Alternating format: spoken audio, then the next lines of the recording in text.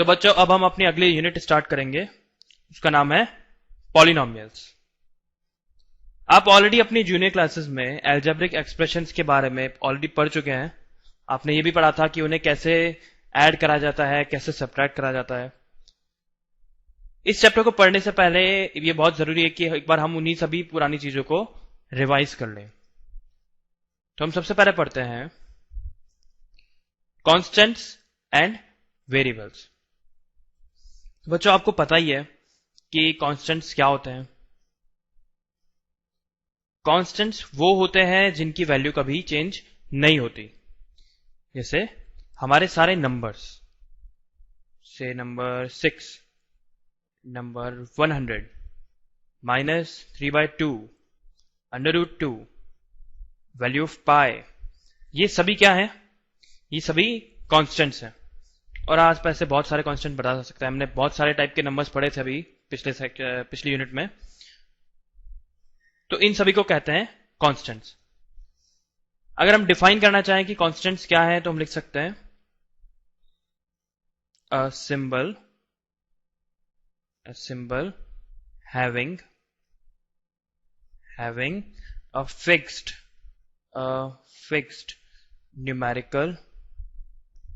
numerical value is called a constant. A symbol having a fixed numerical value is called a constant. जैसे यहां पर आप देखिए, हम 6 को इस सिंबल से डिनोट करते हैं, हम 100 को इस सिंबल से जानते हैं, हम 3/2 को -3/2 इस सिंबल से जानते हैं, √2 के लिए हमारा ये सिंबल है जिसके अंदर 2 लिखा है, ये पाई भी एक सिंबल है। तो हर सिंबल के साथ में कुछ ना कुछ एक वैल्यू एसोसिएट है, वैल्यू हमने दे दी है, तो इसलिए इसे हम बोलते हैं एक कांस्टेंट। तो बात करते हैं वेरिएबल्स की, कि वेरिएबल क्या होता है। वेरिएबल समझने के लिए हम एक एग्जांपल देखते हैं। हम जानते हैं कि किसी भी सर्कल का circumference is given by 2πr, where r is radius of circle। चलिए, तो हमने यहां पर 3 सर्कल्स ड्रॉ कर लिए। इनको नाम दे देते हैं। इस सर्कल को नाम देते हैं C1, इसको नाम देते हैं C2, इसको नाम देते हैं 3। इनकी रेडियस भी हमें दे रखी है। इसकी रेडियस है 1 सेंटीमीटर, इसकी रेडियस है 2 सेंटीमीटर और इसकी रेडियस है 3 सेंटीमीटर। अब हमसे कहा जाता है कि इन तीनों सर्कल्स का, सर्कल C1, C2, C3 का सर्कमफ्रेंस फाइंड करो। ठीक है, तो सबसे पहले सर्कल C1 की बात करते हैं। C1 का सर्कमफ्रेंस क्या होगा?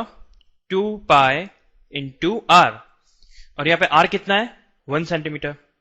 तो C1 is 2π1 = 2π।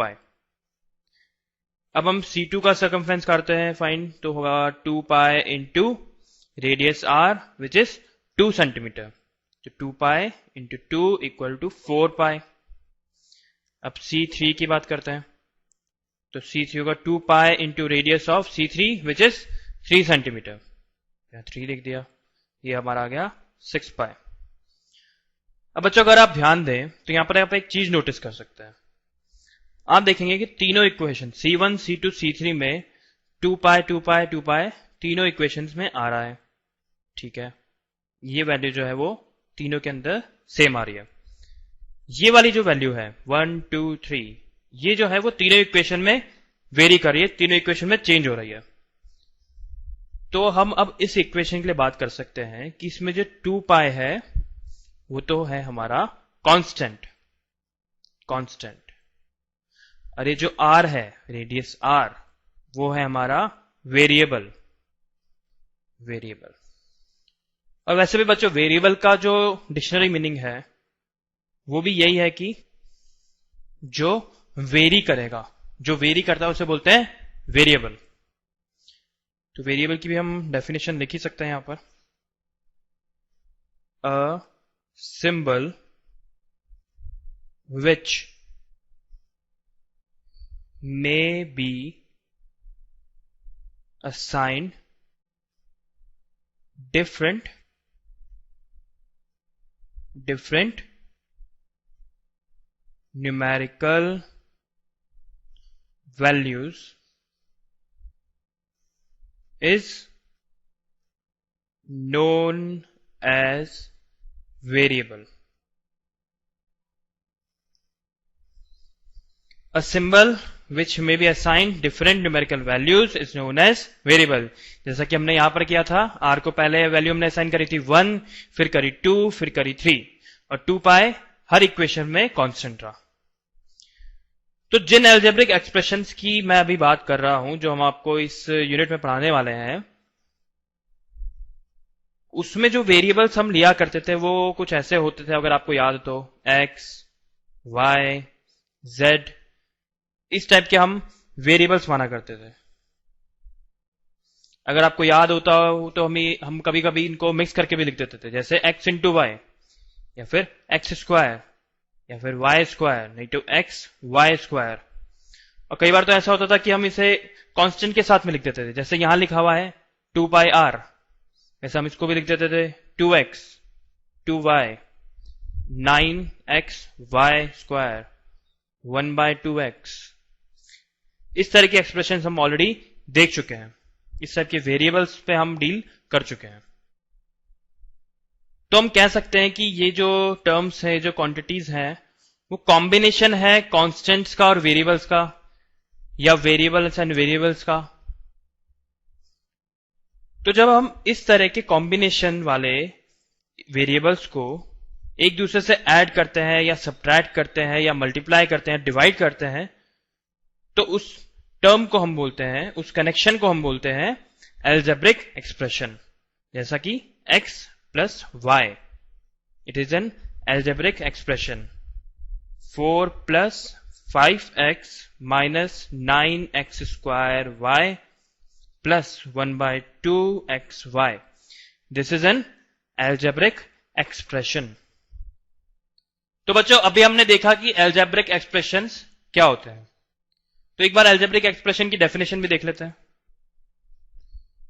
So algebraic expression is a combination of constants and variables connected by some or all of the operations. कौन से ऑपरेशंस?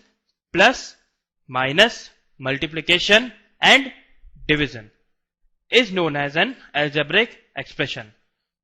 तो कभी भी हम कांस्टेंट्स और वेरिएबल के कॉम्बिनेशन को प्लस, माइनस, मल्टीप्लीकेशन, डिवीजन जैसे ऑपरेटर्स के साथ कनेक्ट करते हैं, तो उसे हम बोलते हैं एल्जेब्रिक एक्सप्रेशन। अभी हमने पिछले पेज पे 2 एग्जांपल्स देखे थे, उन्हें देखते हैं वापस से। तो इस एग्जांपल में देखिए, यहां पर एक x है, वो वेरिएबल है, यहां पर एक y है, वो भी वेरिएबल है, और इन दोनों को हमने कनेक्ट कर रखा है एक ऑपरेटर के थ्रू, ऑपरेशन के थ्रू, वो है addition operation. So x plus y is an algebraic expression. वैसे यहां देखिए, 4 एक कांस्टेंट है, 5x एक कांस्टेंट और एक वेरिएबल का कॉम्बिनेशन है, 9x स्क्वायर y भी एक कांस्टेंट और एक वेरिएबल का कॉम्बिनेशन है। वैसे 1/2xy क्या है? कांस्टेंट और वेरिएबल का कॉम्बिनेशन। और इन सभी को हमने कनेक्ट कर रखा है प्लस, माइनस, मल्टीप्लीकेशन, डिवीजन की हेल्प से। देखिए यहां पर तो हो रहा है प्लस, यहां हो रहा है मल्टीप्लीकेशन 5 इंटू एक्स, यहां हो रहा है सब्ट्रैक्शन, यहां है 9 इंटू एक्स स्क्वायर वाई। अब एक्स स्क्वायर वाई में भी देखिए x इंटू वाई, तो it's 9 into x into y. तो यहां पर एक मल्टीप्लीकेशन ऑपरेटर आ गया। यहां पर देखिए 1/2, it means 1 divide by 2 multiply by x into y. तो एक कॉम्बिनेशन है कॉन्स्टेंट्स ऑफ वेरिएबल का जिन्हें कनेक्ट कर रखा है प्लस, माइनस, मल्टीप्लीकेशन, डिवीजन जैसे ऑपरेशंस के साथ, इसलिए इन्हें बोल देंगे एल्जेब्रिक एक्सप्रेशंस। तो बच्चों, एल्जेब्रिक एक्सप्रेशन में अब हम टर्म्स ऑफ एल्जेब्रिक एक्सप्रेशन की भी बात करते हैं। Terms of an algebraic expression, तो देखते हैं ये क्या होता है। देखिए इस वाली एक्सप्रेशन पे, इस वाली एल्जेब्रिक एक्सप्रेशन पे थोड़ा ध्यान दीजिए। यहां पर हम एक्सप्रेशन के जो पार्ट एक प्लस या माइनस से डिवाइड हो रहे हैं उन्हें बोलते हैं टर्म। जैसे यहां पर एक 4 और 5x, ये दोनों प्लस से सेपरेट हो रहे हैं, सो 4 is a term and 5x is another term. वैसे 5x और 9x स्क्वायर y भी माइनस से सब्ट्रैक्ट हो रहे हैं, तो 5x वॉज एन टर्म, अभी हमने देखा था, और 9x स्क्वायर y भी इज ऑल्सो एन टर्म। वैसे ही 1/2xy भी क्या होगी, टर्म होगी। So the several part of an algebraic expression, इस एल्जेब्रिक एक्सप्रेशन के several parts separated by plus और माइनस, ये प्लस और माइनस से जो सेपरेशन है, are called the terms of an expression. तो हम क्या कहेंगे, इस वाली एल्जेब्रिक एक्सप्रेशन में कितनी टर्म्स हैं, हमें बताना है कि इस वाली एल्जेब्रिक एक्सप्रेशन में कितनी टर्म्स हैं। तो देखिए, ये है पहली टर्म, ये है दूसरी टर्म, ये है तीसरी टर्म और ये है चौथी टर्म, तो इसमें टोटल 4 टर्म्स हैं। वैसे अब हमसे पूछा जाए कि इस वाली एक्सप्रेशन में कितनी टर्म्स हैं, तो हम क्या बताएंगे, देखिए ये एक टर्म हुआ, ये दूसरी टर्म हुई, तो ये टोटल 2 टर्म्स हैं। वैसे ही आपको बताना है कि इस वाली एल्जेब्रिक एक्सप्रेशन में कितनी टर्म्स हैं। चलिए काउंट करते हैं। 2x³ ये एक टर्म हुई, xy² ये भी एक टर्म है, ये भी एक टर्म है। देखिए इन दोनों के बीच में एडिशन साइन है, इन दोनों के बीच में एडिशन साइन है, इन दोनों के बीच में एडिशन साइन है, और इन दोनों के बीच में सब्ट्रैक्शन साइन है। तो टोटल कितने टर्म्स हुई, 1 2 3 4 5, सो टोटल 5 टर्म्स। तो बच्चों जब हम अपने सारे बेसिक्स पढ़ ही चुके हैं, तो अब हम अपना टॉपिक स्टार्ट करते हैं जो है पॉलिनोमियल। तो पॉलिनोमियल की हम डेफिनेशन लिख लेते हैं कि पॉलिनोमियल क्या होता है। सो N algebraic expression in which the variables involved have only non-negative integral powers is called polynomials। तो वो वाली algebraic expressions जिनके अंदर जो वेरिएबल्स होते हैं उनकी नॉन नेगेटिव इंटीग्रल पावर होती है, उन्हें पॉलिनोमियल्स कहते हैं। तो देखिए एग्जांपल देखते हैं। x³ सिर्फ अकेला x³, क्या ये एक पॉलिनोमियल है, बिल्कुल, ये बिल्कुल एक पॉलिनोमियल है। 9x क्या ये पॉलिनोमियल है, ऑफ कोर्स ये पॉलिनोमियल है। 3/8xy क्या ये एक पॉलिनोमियल है, जी हां ये भी एक पॉलिनोमियल है।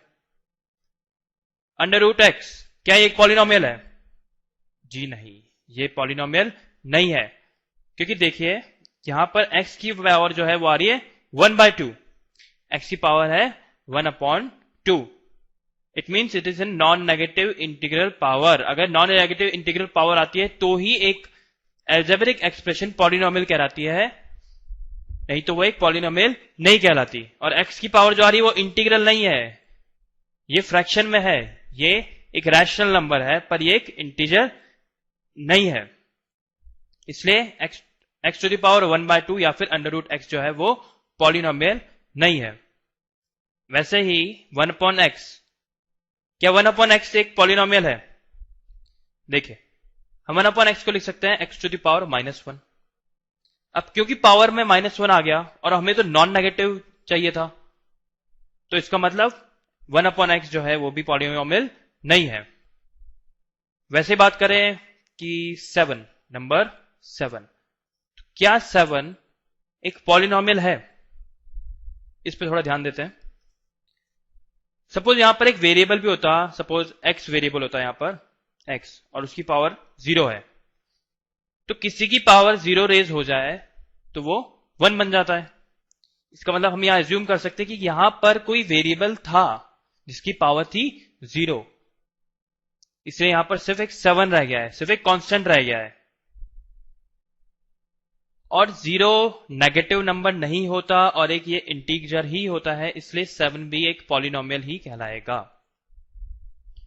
चलिए एक क्वेश्चन करते हैं, इसमें आपको पहचानना होगा कि मैं जो जो यहां पर एक्सप्रेशंस लिखने वाला हूं उनमें से कौन कौन सी पॉलिनोमियल है और कौन कौन सी पॉलिनोमियल नहीं है।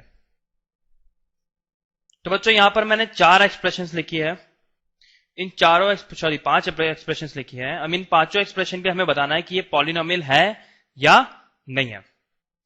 तो सबसे पहली एक्सप्रेशन देखते हैं, x cube minus 3x plus 1। इसके अंदर जो एक्स क्यूब है उसकी जो एक्स की पावर है, वेरिएबल की जो पावर है, वो एक नॉन नेगेटिव इंटीग्रल वैल्यू है। 3 is a non negative integral value. और अब आगे बढ़ते हैं, माइनस 3x, यहां पर जो दूसरा वेरिएबल आ रहा है x, उसकी भी पावर क्या है, नॉन नेगेटिव इंटीग्रल पावर है। और यहां पर 1 आ गया, और 1 तो हमने देखा ही, जैसे 7 एक कांस्टेंट था वैसे 1 भी एक कांस्टेंट है। तो ये वाली जो एक्सप्रेशन है वो पॉलिनोमियल है। नेक्स्ट क्वेश्चन देखते हैं, यहां पर है y square plus √2 y minus √2। आप देख सकते हैं यहां पर दो वैल्यूज है जो रूट के अंदर दे रखी है, दोनों अंडर रूट और अंडर रूट है, √2 है ना √2। तो अब आप सोचेंगे कि क्या ये एक अलजेब्रिक एक्सप्रेशन है या नहीं है। ये तो बहुत ही गंभीर समस्या हो गई है, पर इतना परेशान होने वाली बात नहीं है। हमारी जो डेफिनेशन है उसको एक बार वापस देखते हैं। N algebraic expression in which the variable involve, हमेशा हम वेरिएबल की बात कर रहे हैं, कॉन्स्टेंट की बात नहीं कर रहे हैं। यहां पर जो 2 है उसकी पावर 1/2 है, यहां पर जो 2 है उसकी पावर 1/2 है। जो वेरिएबल है आप उन्हें देखिए, वेरिएबल यहां पर है 2, यहां पर वेरिएबल है उसकी पावर है 1, यहां पर वेरिएबल होना चाहिए था, अगर होता तो उसकी पावर होती 0। तो जितने भी वेरिएबल्स हैं उनकी पावर क्या है, नॉन नेगेटिव इंटीजर है। तो ये जो एक्सप्रेशन है वो भी एक पॉलिनोमियल ही है। अब ये वाला एक्सप्रेशन देखिए, 2√y प्लस 7x, इसको हम ऐसा लिख सकते हैं 2y to the power 1/2 plus 7x। x के ऊपर जो पावर है वो तो एक नॉन नेगेटिव इंटीग्रल पावर है, पर जो y के ऊपर पावर है क्या वो भी एक नॉन नेगेटिव इंटीग्रल पावर है। देखिए नॉन नेगेटिव तो है पर वो इंटीजर नहीं है, ये 1/2 है, इसलिए ये वाली जो एक्सप्रेशन है वो पॉलिनोमियल नहीं है। अब बात करते हैं -6 की।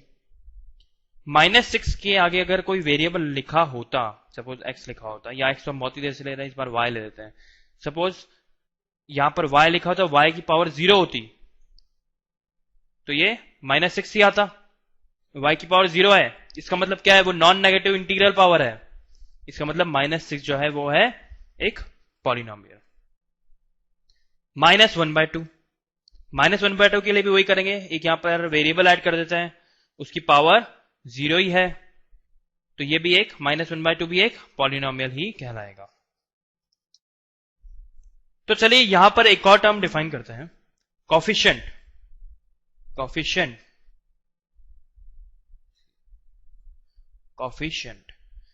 देखिए कॉफिशिएंट क्या होता है, ये एक वेरिएबल है, x³ एक वेरिएबल है।